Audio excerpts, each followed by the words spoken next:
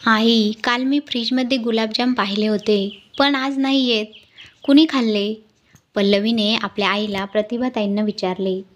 तेव्हा प्रतिभाताई म्हणाल्या, मला काय माहिती, तुला ठाऊक आहेच. मी गुलाबजाम खात नाही. तुझ्या वहिनीला विचार, दिवसभर घरी तीच असते.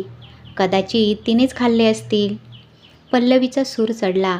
दिवसभर घरी असते याचा अर्थ असा नाही की ती दिवसभर चरत बसते. हो, म्हणूनच तिला तिच्या चेहऱ्याची सौंदर्याची काहीही पर्वा नाही.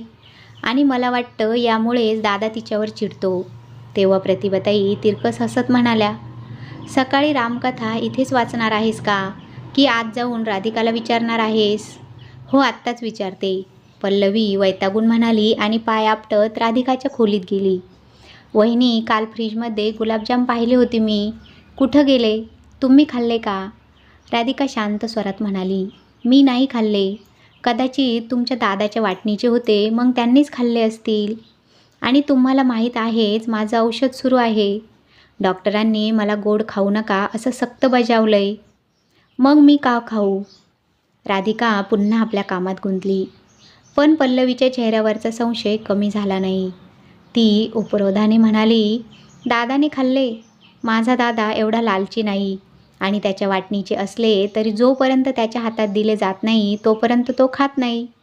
त्यामुळे दादा स्वतः फ्रीजमधून गुलाबजाम काढून खाणं शक्यच नाही. आई बरोबरच म्हणते. दिवसभर घरी तुम्हीच असता, त्यामुळे हे दुसरं कोणाचं काम असणार? राधिकाला तिच्या बोलण्याचा राग आला. ती थंड पण ठाम स्वरात म्हणाली, ताई, मी सांगितलंय ना की मी खाल्लेले नाही. मग उगाच तमाशा का करताय? घरात अजून लोक आहेत, त्यांना विचारणार नाही का? तेवढ्यात प्रतिभाताई पाठीमागून आल्या आणि तिरस्काराने म्हणाल्या, कारण घरात दुसरं कोणी तुझ्यासारखं नाही. स्वतः मात्र इकडून तिकडे मांजरासारखी फिरतेस आणि मग कधी माझ्या मुलावर तर कधी मुलीवर आरोप लावतेस. येऊ दे उदयला, तुझा सगळा कारनामा त्याला सांगते. राधिका हलकसं हसली. खूप उपकार होतील आई, कारण मी तर तुम्हा लोकांबद्दल काहीही बोलू शकत नाही. किमान तुम्ही त्यांच्यासमोर खरी हकीकत मांडा. पण लक्षात ठेवा, सगळी सत्यता सांगायची. जर एका बाजूने बोलला तर दुसरी बाजू सांगायची जबाबदारी माझी असेल. इतकं बोलून राधिका तिथून निघून गेली. संध्याकाळी उदय ऑफिसमधून घरी आला. तेव्हा प्रतिभाताई आणि पल्लवीने मिर्च मसाला लावून सगळा प्रकार त्याला सांगू लागल्या.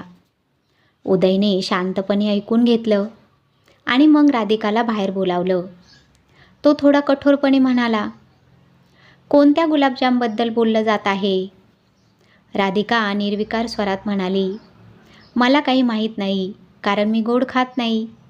त्यामुळे चांगलं हेच होईल की तुम्ही तुमच्या बहिणीला विचारावं, कारण माझ्या बोलण्यावर तुम्ही कधीच विश्वास ठेवत नाही. पल्लवी मध्येच टोमणा मारत म्हणाली, दादा, पाहिलंत ना वहिनी कशा बोलत आहेत. मला खूप इच्छा होती गुलाबजाम खायची आणि वहिनींनी सगळे गुलाबजाम खाऊन टाकले आणि आता तर मान्यही करत नाही आहेत. उदय काहीतरी आठवून थांबला. राधिका, हे तेच गुलाबजाम होते का जे 3 दिवसांपूर्वी माझा मित्र विनीत घेऊन आला होता? राधिकाने थोडा गहिवरून उत्तर दिलं, हो, त्याच गुलाबजामबद्दल बोललं जात आहे. उदयने भुवया उंचावत विचारलं, पण तू तर म्हणाली होतीस की गुलाबजाम संपले आहेत. राधिका शांतपणे म्हणाली, हो, 2 गुलाबजाम शिल्लक होते. आठवत नाही, काल रात्री जेव्हा तुम्ही काहीतरी गोड शोधत होता तेव्हाच मी तुम्हाला सांगितलं होतं की गुलाबजाम संपले आहेत. उदय हलकसा हसला. हो, तू असं म्हणून झोपून गेलीस. पण मी स्वयंपाकघरात पाहिलं तर फ्रीजमध्ये 2 गुलाबजाम होते. तेच मी खाल्ले. हे ऐकताच राधिकाच्या डोळ्यात पाणी आलं. ती चिडून प्रतिभाताई आणि पल्लवीकडे पाहत म्हणाली, ऐकलत ना आई आणि ऐकलत ना नणंदबाई, आता तरी समजलं का गुलाबजाम कुणी खाल्ले? या घरातल्या कोणत्याही वस्तूवर माझा अधिकार नाही का? आणि मी काहीही केलं नाही तरीसुद्धा सगळा आरोप माझ्यावरच का? प्रतिभाताई पटकन म्हणाल्या, अच्छा, आता हा विषय इथेच संपवा. पल्लवी लहान आहे, तिच्या बोलण्याचं एवढं मनाला लावून घेऊ नकोस. राधिका कटू हसली. लहान आहे? 26 वर्षाची आहे आणि तुम्ही तिला अजूनही लहान म्हणताय? माझ्यापेक्षा फक्त 3 वर्षांनी छोटी आहे. मग माझ्या आणि तिच्या वागणुकीत एवढा फरक का? फक्त यासाठीच की मी या घरातली नाही.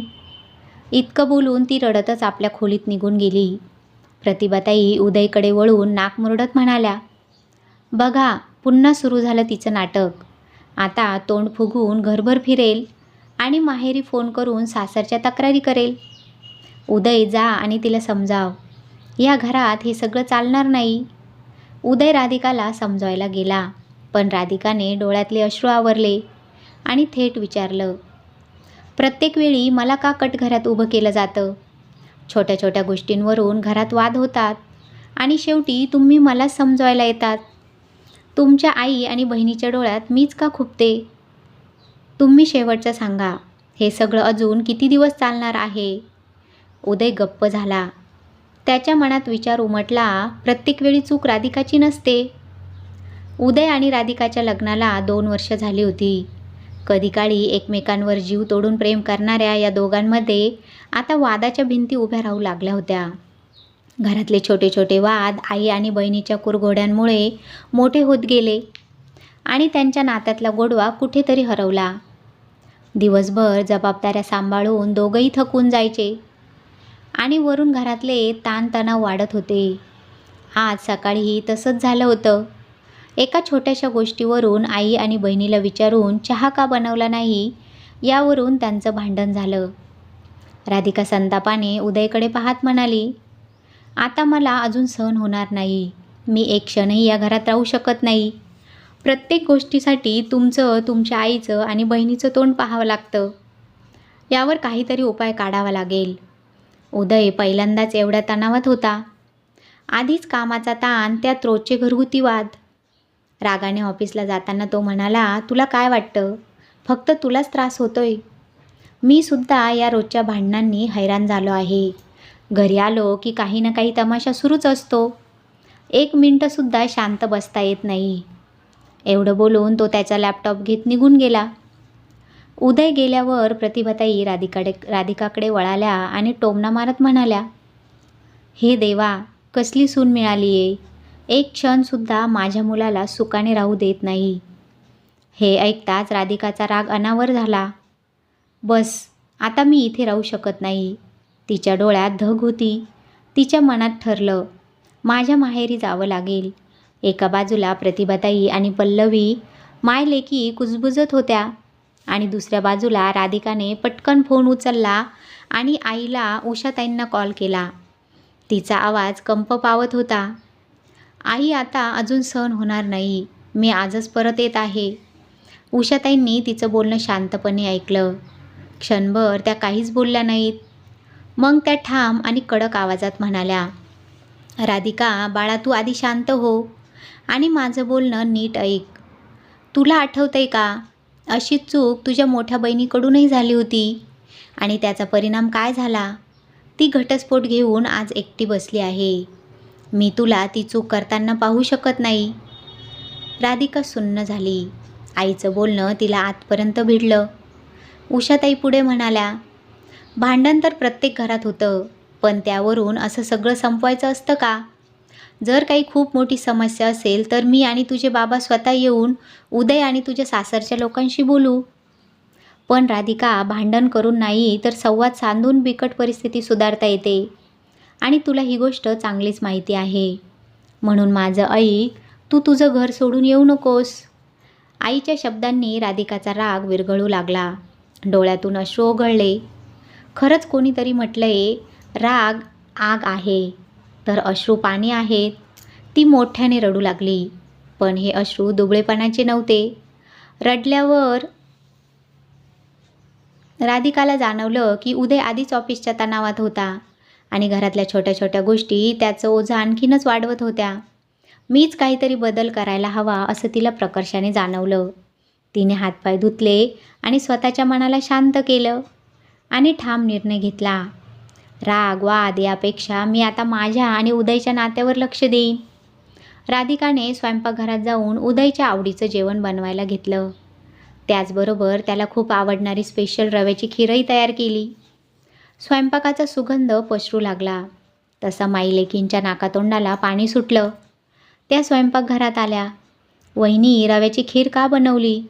तुम्हाला माहीत आहे ना मला तांदळाची खीर आवडते. पल्लवी नाक उडवत म्हणाली.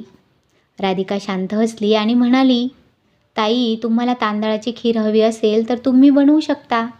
मी थोडं दूध फ्रीजमध्ये ठेवलं आहे.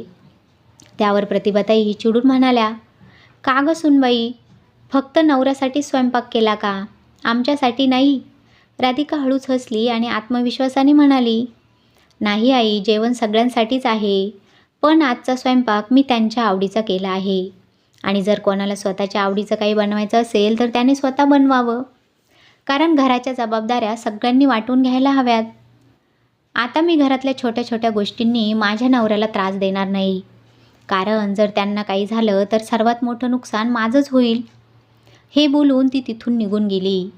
आपल्या खोलीत जाऊन तिने आधी खोली व्यवस्थित लावली आणि मग मनाशी ठरवलं, संध्याकाळी उदयची माफी मागेन. शेवटी नवरा बायकोचं नातं हे जगातलं सर्वात सुंदर नातं आहे आणि ते मी असंच तणावात ठेवू शकत नाही, असं म्हणून ती गालातल्या गालात हसू लागली. संध्याकाळी उदय घरी आला. दार उघडताच राधिकाने हसून त्यांचं स्वागत केलं. त्याला आश्चर्य वाटलं. हीच का ती राधिका, जिला सकाळी संतापानावर झाला होता? जणू काही सकाळी भांडण झालंच नव्हतं. रात्री सगळे जेवायला बसले, पण प्रतिभाताई आणि पल्लवी गप्प बसतील तर नवल. त्यांनी पुन्हा राधिकावर कुरघोडी करायला सुरुवात केली. बघ ना उदय, वहिनी फक्त तुझ्यासाठी जेवण करत होती, आम्ही तर आहोतच ना उगाच, पल्लवी तक्रार करत म्हणाली.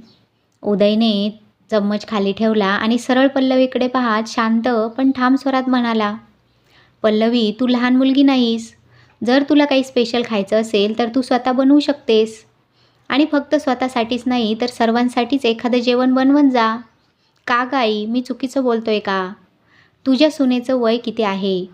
उदय आता थोडा गंभीर झाला. घराच्या जबाबदाऱ्या वाटून घेणं ही सगळ्यांची जबाबदारी आहे. फक्त राधिकावर सगळं टाकणं योग्य नाही. प्रत्येकाने घरात समजून घेणं गरजेचं असतं. प्रतिभाताई आपल्या मुलाच्या तोंडाकडे पाहत राहिल्या आणि हो असे म्हणत त्यांनी हलकेच मान हलवली. जेवण झाल्यानंतर उदय खीर खात असताना तो हळूच राधिकाला म्हणाला, सॉरी, कधीकधी रागाच्या भरात मी मर्यादा ओलांडतो, त्यामुळे तू मनावर घेऊ नकोस. अगं तुझा नवरासुद्धा शेवटी माणूसच आहे, माझ्याकडूनही चुका होतात. राधिकाने त्याच्याकडे हसून पाहिले आणि तिच्या मनावरील ओझे हलके झाल्यासारखे वाटले. दोघांनीही एकमेकाला समजून घेण्याचा प्रयत्न केला. उदय म्हणाला, चल थोडं बाहेर फिरून येऊया. राधिकाने आपल्या सासूबाईंकडे आणि नंदेकडे पाहिलं. तेव्हा उदय म्हणाला, एवढ्या थंडीत आई आणि पल्लवी कुठे येणार, आपण दोघंच जाऊया. हो ना आई, आम्ही थोडे फिरून येतो. प्रतिभाताई हसून म्हणाल्या, हो हो उदय, जा ना, हेच वय असतं फिरायचं.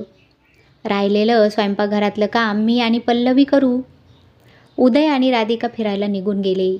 त्यानंतर पल्लवीने रागाने प्रतिभाताईंना ओरडायला सुरुवात केली. तेव्हा प्रतिभाताई शांतपणे म्हणाल्या, आता घरातली थोडी कामं तूही शिकून घे, लवकरच तुझं लग्न ठरायचं आहे. शेवटी मला माझ्या मुलाबरोबर आणि सुनेबरोबरच राहायचं आहे, मग त्यांच्यात भांडण लावून काय उपयोग. उदयने राधिकाचा हात हातात घेतला आणि म्हणाला, थँक्यू राधिका, मला समजून घेतल्याबद्दल. मी काय करू, तुझं बरोबर असलं तरी मला कित्येकदा आई आणि बहिणीची बाजू घ्यावी लागते, नाहीतर लोक काय म्हणतील. तू समजूतदार आहेस, पण मी तुला वचन देतो, यापुढे कधीही तुझ्या सन्मानाला धक्का पोचू देणार नाही. राधिका हसली आणि म्हणाली, तुम्ही माझ्याबद्दल एवढा विचार करता हेच माझ्यासाठी पुरेसं आहे. आई खरंच म्हणाली होती, बिघडलेली नाती भांडणं करून नाही तर संवाद साधून सुधारता येतात. उदय थोडा चकित झाला. म्हणजे? राधिकाने मग उषाताईंशी झालेल्या संपूर्ण संभाषणाबद्दल उदयला सांगितले. दोघेही मनोमन राधिकाच्या आईचे आभार मानत होते. आईच्या योग्य सल्ल्यामुळे राधिकाला समज मिळाली, नाहीतर ती भावनांच्या आहारी जाऊन आणि घाईघाईने निर्णय घेऊन स्वतःचं घर उद्ध्वस्त केलं असतं. उदयने मनापासून म्हटले, जर प्रत्येक आईवडिलांनी आपल्या विवाहित मुलीला योग्य सल्ला दिला आणि त्यांच्या प्रत्येक चुकीच्या गोष्टींचे समर्थन न करता त्यांना मार्गदर्शन केले तर कितीतरी संसार उद्ध्वस्त होण्यापासून वाचवू शकतात. तुझ्या आईच्या या उपकारांना आपण आयुष्यभर विसरणार नाही. आणि आपण आज एकमेकांना वचन देऊया, काहीही झालं तरी सर्वप्रथम आपण एकमेकांशी बोलू. राधिकाने प्रेमाने आणि विश्वासाने आपला हात उदयच्या हातावर ठेवला. त्या दोघांमधील नातं पुन्हा एकदा अधिक बळकट झालं होतं. त्यांना जाणीव झाली की एकमेकांची साथ किती मौल्यवान आहे. प्रेम आणि समजूतदारपणाने प्रत्येक अडचणींवर तोडगा काढता येतो. कथा आवडली असल्यास लाईक करा, शेअर करा आणि चॅनलला सबस्क्राईब करा. धन्यवाद.